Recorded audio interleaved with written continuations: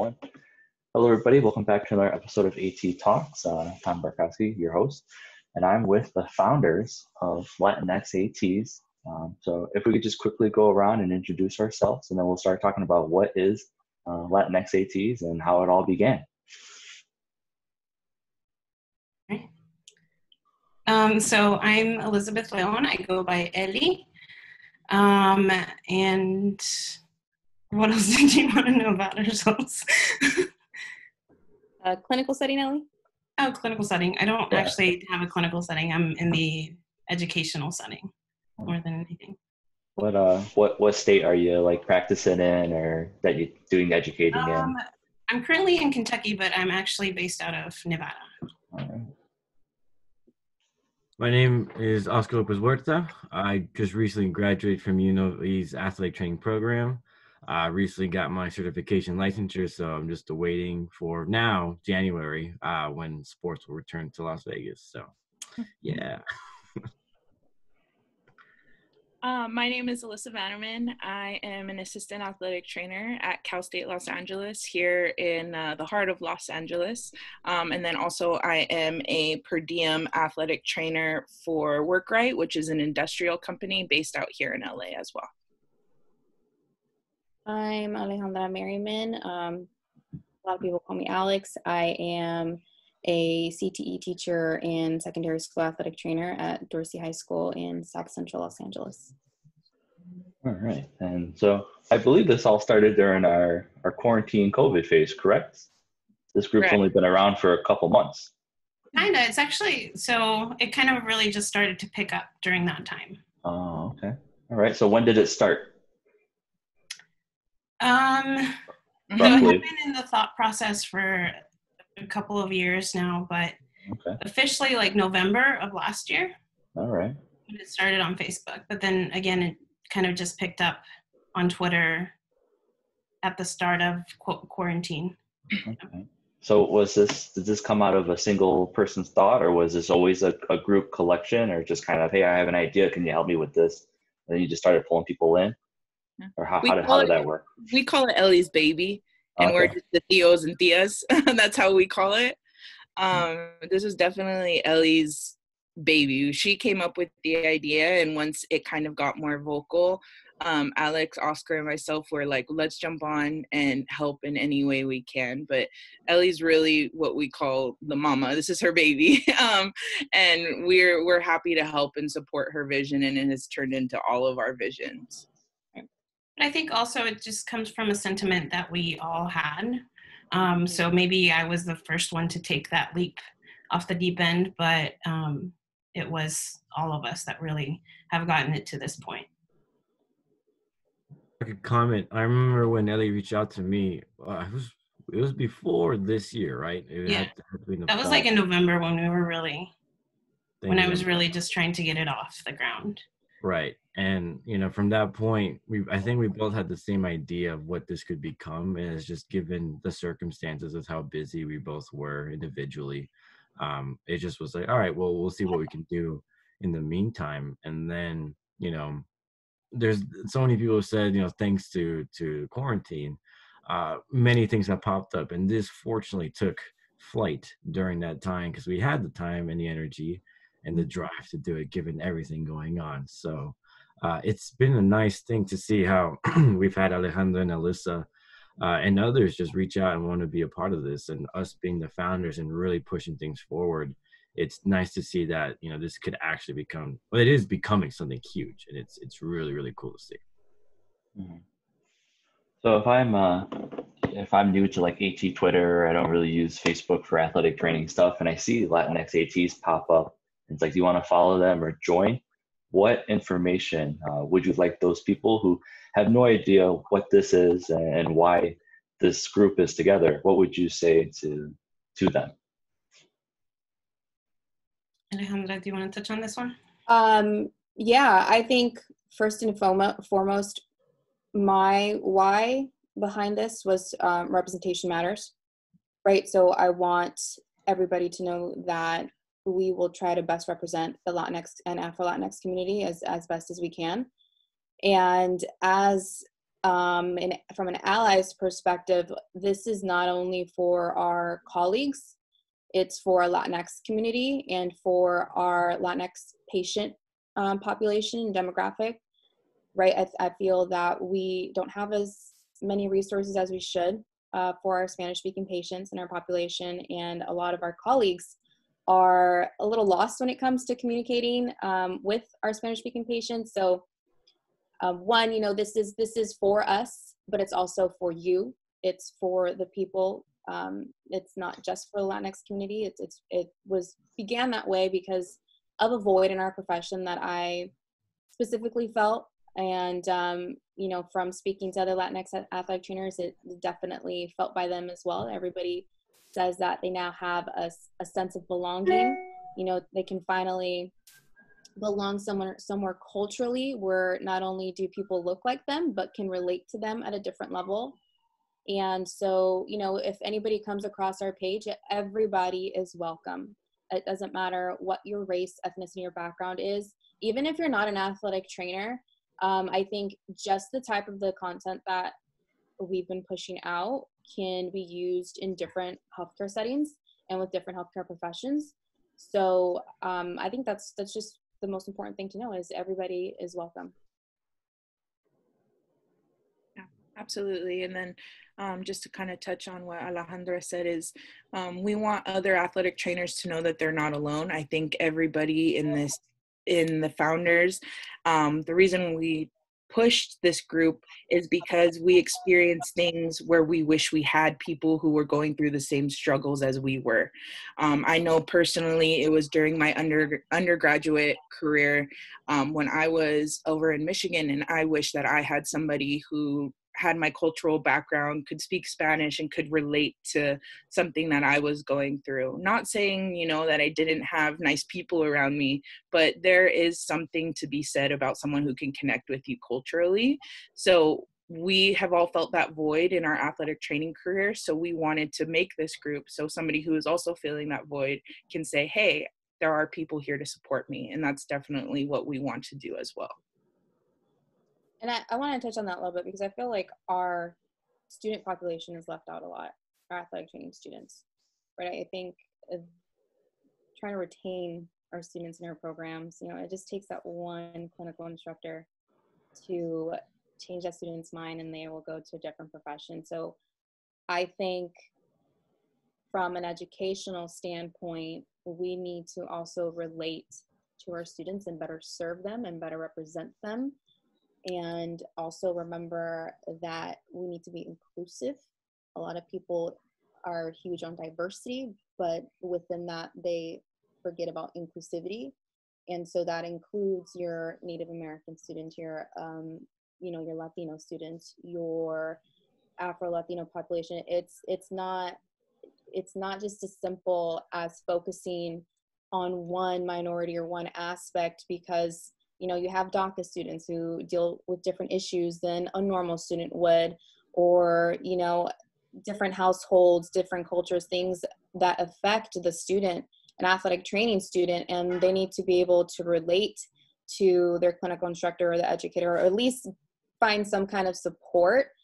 So I think one of our pushes is also with making sure that we retain our Latinx athletic training students, because that's the only way we're going to continue the diversity within the Athletic Trainers Association, right? Is making sure that I hate the word recruit, but that we recruit our Black and Brown students, students of different ethnicities, and more importantly, retain them, and making sure that they have the support that they need as an athletic training student of color throughout now their master's and undergraduate studies. Because that's one thing. Like I had two athletic trainers that were Latinos, Steve Cortez and Joe Gonzalez, in my undergraduate program, and that was it. So it's like, and that's pretty much all I saw going through athletic training. So making sure that, okay, if I don't have someone of color, can they at least point me in the right direction to somebody who can relate to me, number one, and number two, can they provide me with the resources that I need as an athletic training student of color? So I think that's a huge point for me as well, is not only having someone that looks like you, but who can support you if you don't have someone who looks like you, because we all know it's, I think 80% now of our membership is white. So they need to be able to better support our athletic training students of color. And that 80% hasn't shifted since 97, I think. It's been around like 80 to like 83. It's bounced back, but it's definitely, I don't think it's been lower than 80%. All right, Oscar, you want to throw anything on that? Yeah, so I was just thinking about my experience, and I was looking back to my first like real preceptor, because at UNLV, the first semester is like a baby semester. It's kind of just to get your prereqs done, and then summer is like, do I really want to be here? And then fall is when it really counts. So I had my first preceptor, who is of Mexican descent, and he worked at a high school on the east side of Vegas. And if you're familiar with Vegas, there's a distinct difference between the east side and really everywhere else. Although I didn't grow up in that area, I was familiar with it. I knew people who lived there, and it felt comfortable for me. So being at that school, it was like, wow, these kids, 80% were of Latinx descent. A lot of them spoke Spanish or English, or their parents just spoke Spanish, or they just spoke Spanish, right? So him being there was an opportunity for these kids to not feel alone, right? And I didn't feel alone either, because I was like, wow, this is super comfortable for me. Like I can walk in, just talk to the kids like, hey, what's up? And then we get to business, right? And then I shift to Centennial High School, so that's Desert Pines High School, actually a really well-known high school for football. And then flash forward to the following semester in spring, Centennial High School on the other side of town, which is the complete opposite. You look at it, and it's the total opposite of what Desert Pines was about. So naturally, I felt a little, different. It's a different demographic, different just way of living and everything. Regardless, I was still going to be there. But I always look back and I always reference my first semester of undergrad, because that's where I felt that I can make an impact, right? Because I had my preceptor who spoke Spanish to the kids if they didn't understand English that well. Definitely communicate with the parents very well, and ensured that his ATR was a safe space. Because you hear so many stories of these kids, it's just disheartening, right? Because that's real life for them. So from that moment, I ensured that I wanted to do my best by those who looked like me. I had another instructor tell me, like, he was the one who set up a lot of the athletic training care here in Las Vegas when it first started. And he told me, you know what? And if I go back to DP, they're not gonna listen to he said, and I quote this, they're not gonna listen to some old white guy. I don't know. They don't relate to me. They relate to you, somebody that looks like them. So he's like, that's good that you're doing this kind of work, because otherwise you're not reaching the important people, your patients, because there's a significant barrier, whether it's, the trust in healthcare, right? Because there's always that issue, especially within the Latinx community, but also just the language barrier, and just being able to communicate properly and being able to give information, even if they don't want your help, be like, hey, look, just be careful, being able to communicate that in a good way resonates well with the children, right? With the athletes, but even with their parents too. And it just reminds them that, there are people that are there for them when so often they're not. There's so many from my family, there's many personal stories about how, healthcare professionals did not treat my parents right, myself right. So it's like, okay, cool. Now I can make that difference for that kid who might be kind of scared to go into an ATR, a doctor's office, whatever. They'll have the confidence in them that they got someone on their back. And touching on the athletic training students, my class was relatively diverse, but even so, I only had one other friend who spoke Spanish, and he's Guatemalan, so we shared that. Although I'm a Mexican descent, regardless, we shared the culture, the language. It was a good time with him. Though there was minimal opportunities on the most diverse campus in the country, you got to find ways to make things work for you. And when Ellie reached out to me about this idea, I was like, this is perfect, because this could become something huge, because there is a population that wants to be a part of this. At our town hall, because I know we'll talk about it, but I just want to briefly mention, we had somebody speak up about their experiences at the undergrad and how elated they were to find this organization. We just barely started, right? But he told his mom, and there's not many things as you know, somebody of Latinx is saying, you don't tell your mom for just anything. Like, this is some big deal stuff. And that for me was like, this is exactly what we're here for. Nothing more, nothing less. That's what we're here for. And everything else is just extra, right? It's important. But when he said that, I was like, this is it. We did it. Yeah.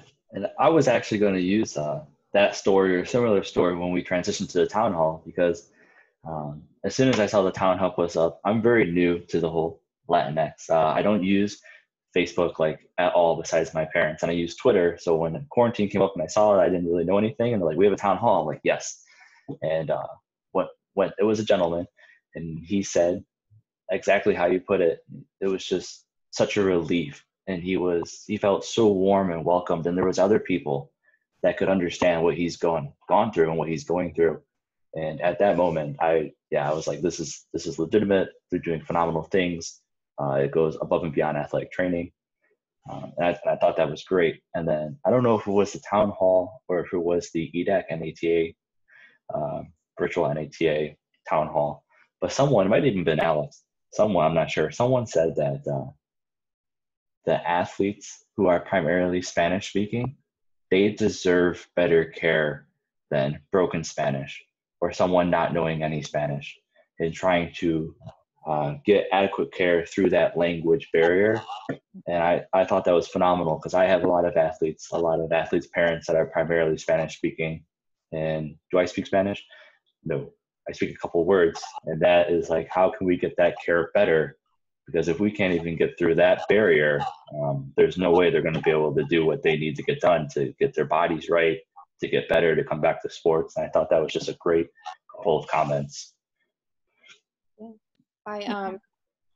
I would love to touch on that, but I do want to emphasize this because we keep saying like people who look like me, but if you look at the screen, we all don't look the same. Mm-hmm. So I want to make that point where people try to put like race and ethnicity in like one box, right? And it's the same thing with like the census. It's one box, Hispanic, and the term Latino and putting different boxes is now starting to become a concept where like they now include a Mexican or Mexican American and whatnot. And so I want to make the first point where we all look different, but we all share some cultural similarities that we can relate to, right? The Latino community is, the list of ethnicities and cultures is unbelievable, right? You have the Afro-Latinos who can be from the Dominican Republic, who can be Cuban, who could be Puerto Rican, and then you have Mexico, and then you have Guatemala, and then you have all of these different countries and whatnot. And so that also translates to our students and our student population and understanding our student athletes culturally, right? Because we've spoken about this, Tom, the sobador, you know, that is a very common thing in the Mexican culture, where if you get hurt, your parents will take you to this magical healer called the sobador. And, you know, like that was one of the things that I had to teach my student athletes, because my parents did the same thing to me. I played soccer my whole life. So anytime I got hurt, they took me to a sobador. And it wasn't until I met a Latina athletic trainer that I was like, oh, okay, I know what to do now. But like, so I try to do that for my students and try to educate them. And it's easier because I do speak Spanish, and because I am a Latina and I can communicate better with their parents. So they feel more confident to kind of, I guess, trust me, if that makes sense. And I think that's one of the things that I also would love for us, I know we're going to do and see, is produce content for athletic trainers like yourself who have a huge population of Latino and Spanish speaking students, so that you can better communicate, even provide infographics, resources in Spanish for you to provide for parents and whatnot, because I had to do all that on my own. You know, one of the first things I did in secondary school setting was go to NATA's website and see what they had available for Spanish, and it's not much, if any, at all. So I had to translate a lot of the documents, and I made my own documents. And I think if I'm a Latina who understands and speaks and writes Spanish, and I'm having trouble, because medical Spanish is completely different than conversational Spanish, right? I can only imagine what the non-Latino athletic trainer is going through trying to communicate with their student athletes and their student athletes' parents. So I think that they do deserve better healthcare. And I'm not saying you have to speak Spanish to communicate. You know, no one needs to forcefully go out and learn Spanish, but you should have the resources and the help available to you as a healthcare professional, right? And I think that's something lacking in our professions for our Latino community. And that's definitely one of the things on our agenda is to, like I said, it's not just about us, it's about our community, it's about our profession and how we can also better serve our Latinx population. So I love, half of my kids are brown and most of them are undocumented. So it holds a special place in my heart, making sure that they get the care because they don't want to go to the doctor because it could be reported to ICE and whatnot. And, you know, it's those different types of things that we need to be aware of as healthcare professionals, not just athletic trainers, as healthcare professionals when we're dealing with our student athletes and understanding why they're not compliant, you know, because it's usually always a deeper issue as to why they're not being compliant. Yeah. And I want to touch on that too. And like Alejandra said, we're not saying every athletic trainer needs to go out and take a Spanish course to relate to their patient. That's not what we're trying to push. We're trying to push that there should be resources available for athletic trainers to better communicate with their patients. And I think, especially with patient care and, you know, specifically in the DAT and learning about patient care right now, communication is only a very fine section of how you connect with a patient. And I think patients pick up on things like willingness to try and communicate in their native language as opposed to, oh, I don't know it, I'm not going to try. Or, you know what, I don't know that, but let me find some resources. You know, it's not stopping at, I don't know, so that my job is done. So I think as athletic trainers, you know, and this goes beyond the Latinx community, we need to be able to go above and beyond to try and connect with patients that we're not really familiar with their culture or their native language. It goes back to tolerance. And, you know, we're not saying you have to be well-versed on every culture that is out there because that's near impossible to do. But you need to be able to say, I might not know it, and have the willingness to say, I don't know, but let me find the answer for you. Because I think that's a big barrier. People don't want to admit that I don't know this, or I don't know that, or I don't want to know, or don't want to learn. I think that's another point that we have to make too. So just the willingness of wanting to learn, and then, okay, how else can I help you? And I kind of just wanted to, I kind of just wanted to add to that, you know, between tolerance and inclusion, right? Tolerance kind of limits you to be able to detach yourself from the other person, right? Like, I'm going to tolerate you, but you're not influencing me or my decisions, right? But inclusion is taking the other person's culture and saying, okay, this is what you're understanding about your care, about, you know, your rehabilitation, about your education. So I'm going to factor that in to how I address you, again, in your care or in your education, right? And a lot of times, and I've experienced that between both patients and students, I've had students tell me, right, like they're always looking for the minority to be able to relate to someone, right? Someone that looks like them, either a Black male or a Hispanic male, a Hispanic female, etc. And that's like the first thing that they see, right? So if you're not one of those things, what can you do, right? And that's where allyship and inclusion comes in, right? Like, how am I including the other person's understanding, the other person's upbringing and experiences to really try to understand them moving forward.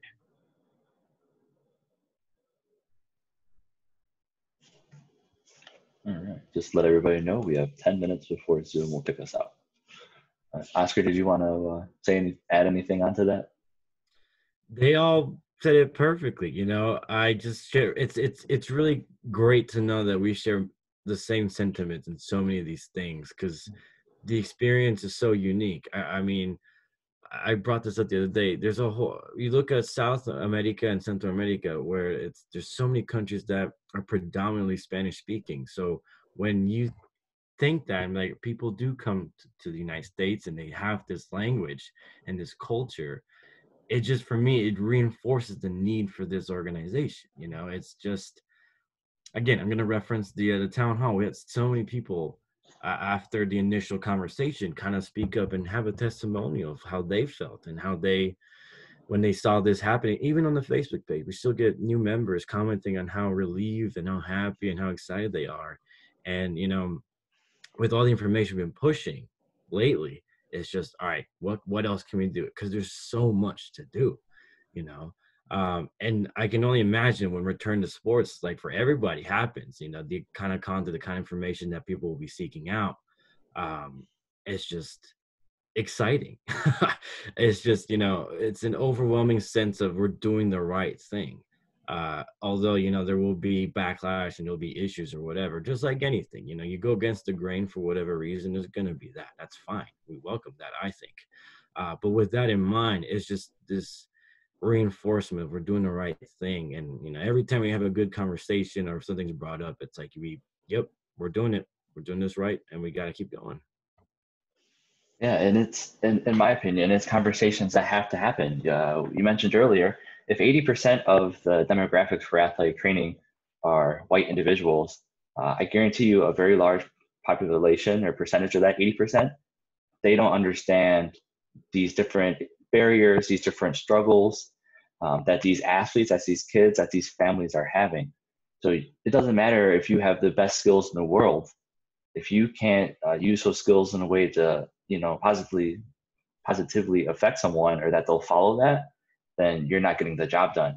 And that's hurting your students, that's hurting their families.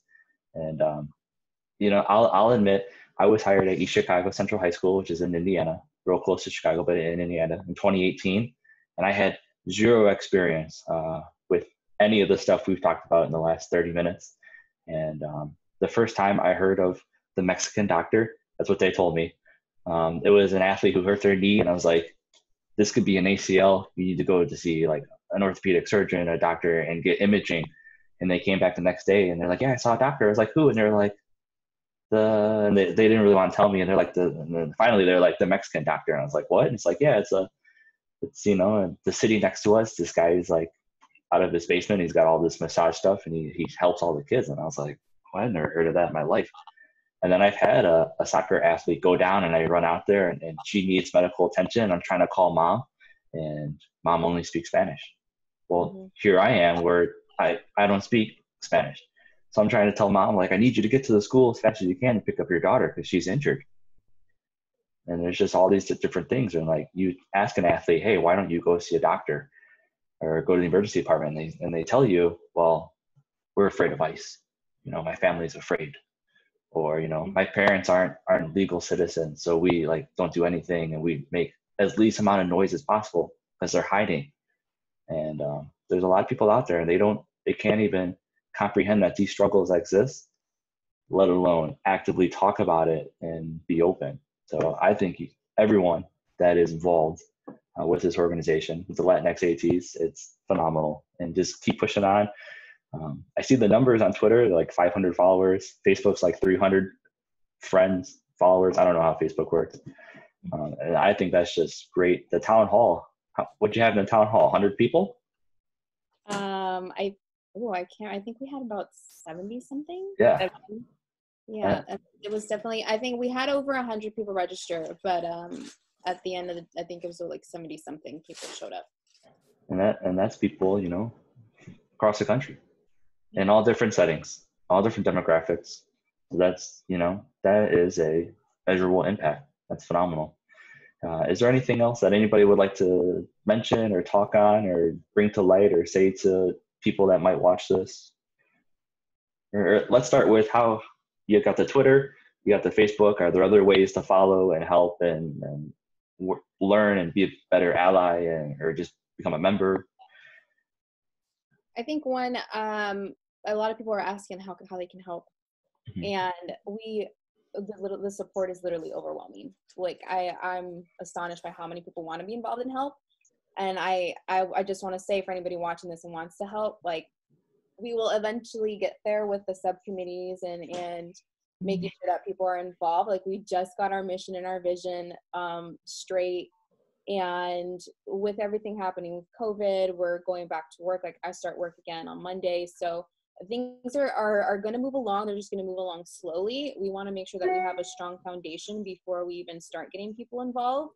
So be patient with us.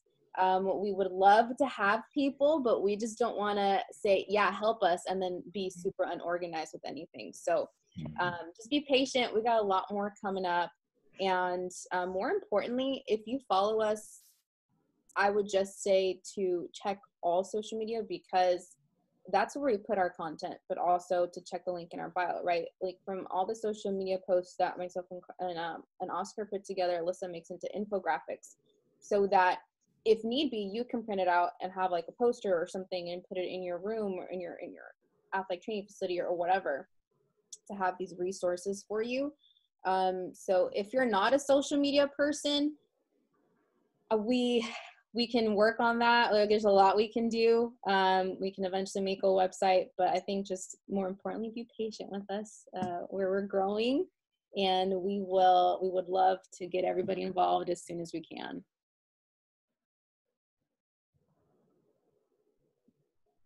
Yeah, I mean, and for any students that are listening, regardless of where you come from, it's important to be involved from a very early start in your career. I'll really quickly, I did as much as I could during my undergraduate time, and I think it set me up pretty well. And following organizations like this, following people like ourselves, even Tom, who's great with his content, it's important because these are the people that you want to be following. There's a lot of athlete trainers out there that do a whole lot of talking, I can attest to that. But in that mind, they might not be talking as much or talking about the right things. So looking for those important people that you can follow, in their footsteps in a sense is important. So I urge the students to really be involved, to get connected. Don't be afraid. Tom and I connected last year, and I was kind of nervous. I wanted to meet you at NATA actually. I was so busy, and I was like, oh my God, but that's okay to do that, because that's how you grow. You start learning to communicate. You start having these conversations that are so important. So that's my advice to you all. Yeah, and I want to say thank you, Tom. You have really been such a vocal supporter of us from the get, and just giving us the opportunity to spread our message like this, and being so in tune to our message and our vision. So I want to say thank you to you. And I know a lot of people are going to be following in your footsteps, but your efforts as well have not gone unnoticed, and we definitely appreciate them as an organization. Thank you. All right, we got a minute. Anybody want to wrap up, close? I just want to say allyship is really important, no matter what ethnicity you are. I think it's really important to understand allyship and how to be a better ally. And we, as Latinos and Latinas, are ourselves allies to our Asian community, our Black community. And I think we need to realize that there is intersectionality in a lot of things that affect the Latino community, affect the Black community, affect the Asian community, affect everything. And being an ally to us also means that you're an ally to our Afro-Latino population, to our Black athletic trainer population, and so on and so forth. And hopefully we can better support allyship and provide more resources for allyship, and overall just make the profession a little better. Mm-hmm. And what I would say to anybody that wants to be an ally, don't go out and learn. There's a lot of stuff. Like, I talk to Alex every day of the week for like the last month, and I still confused on what terminology to say and how to phrase things, and that's wrong. And you think you're saying